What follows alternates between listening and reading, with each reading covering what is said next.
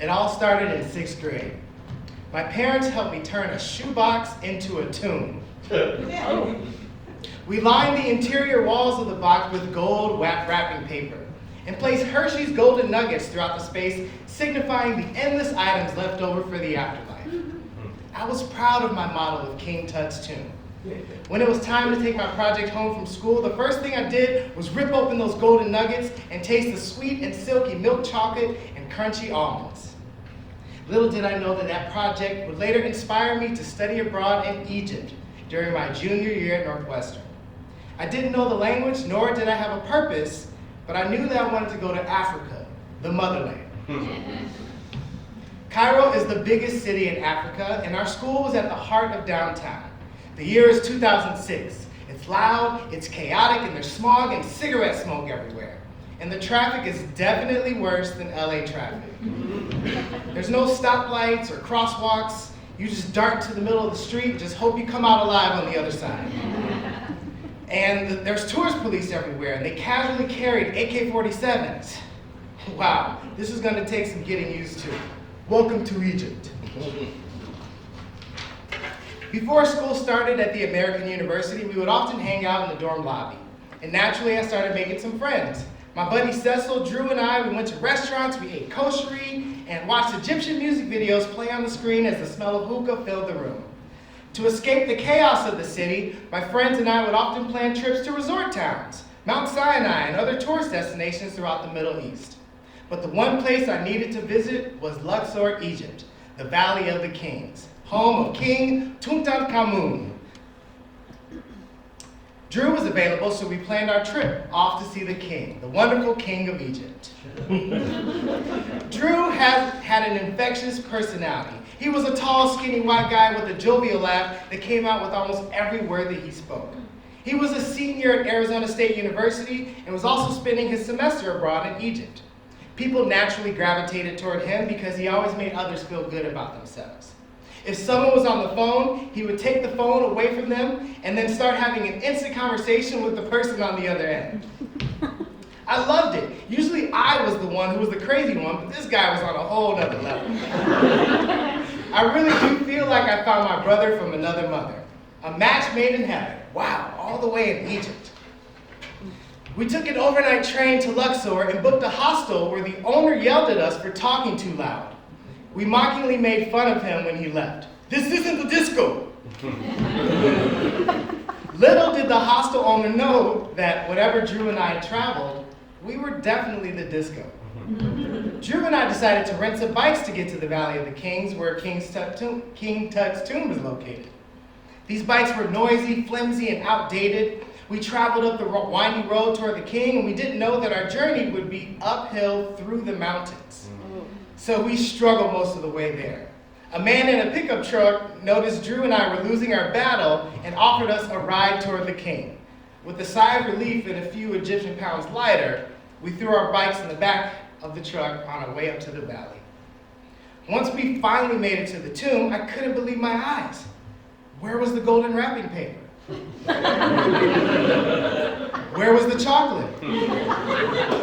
My mind was racing, but it was also so still. Drew and I were silent. This was rare. We were actually here. We made it. King Tutankhamun, one of the greatest discoveries in the history of Egypt. No one else was in the tomb, just Drew, myself, and the king. We took pictures, we soaked it in, and continued to explore the Valley of the Kings. Those bikes never made it back to their owner. Nobody could have used those bikes. After Egypt, excuse me. See, that's why they say number your pages. That was a good idea, I know. Muhammad Hamidi is a huge music star in Egypt, and his popular song at that time, Asla Hagafiki, became our theme song. Drew and I played it religiously throughout our experience. We loved it so much that my buddy DJ Fido got us tickets to experience a live concert with Muhammad Hamidi on a boat on the Nile. Is this real life? This concert was like a banquet hall, so there was no stage, no band, just Muhammad Hamidi and us just dancing together, doing a kick line on the dance floor to the hottest song of our trip. It couldn't get any better than this. Drew and I were the disco. But eventually, our Egyptian disco had to end. After 4 months of chaos, schoolwork, and traveling, it was time to go home. It was fun, but at the same time, I was done with the loud horn honking and my smog-filled lungs and speaking a foreign language. When my buddy Simon picked me up from the airport, the first place we went to was Jalisco's Tacos. I missed my American privilege, tacos, and black people. I got my powers back. It felt good to be back in the land where they spoke the same language as me. In the air, I can breathe.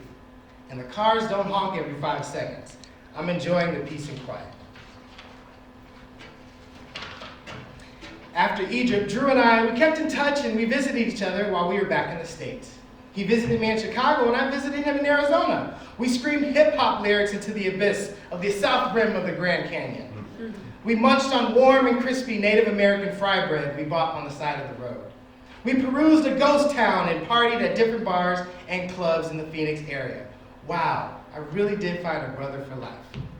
But Drew, he loved Egypt. He loved it so much he moved back permanently in 2009 and eventually got involved in the Arab Spring.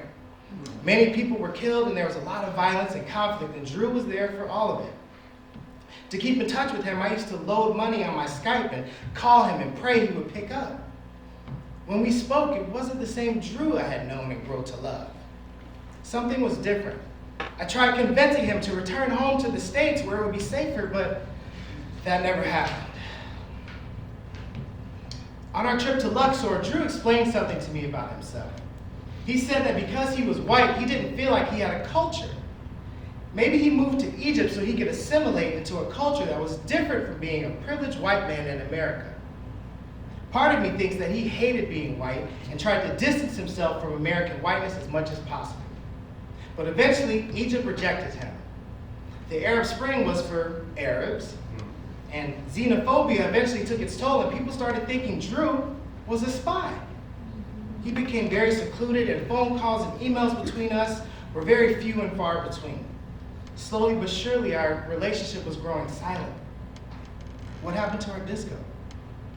In the fall of 2013, I was just beginning my own adventure in Los Angeles with my new wife and my new baby on the way.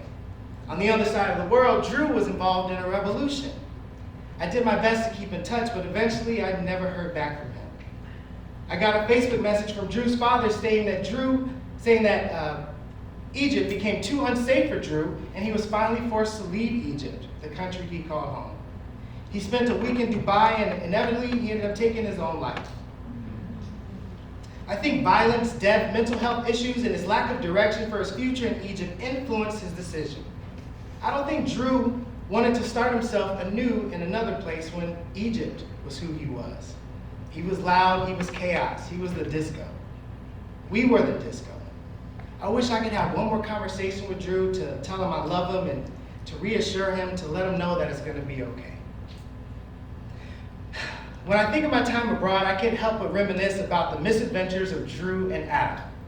DNA Productions, as we call it. His laugh still rings in my ears as I think of all of our trips, our stories, and of all of our jokes.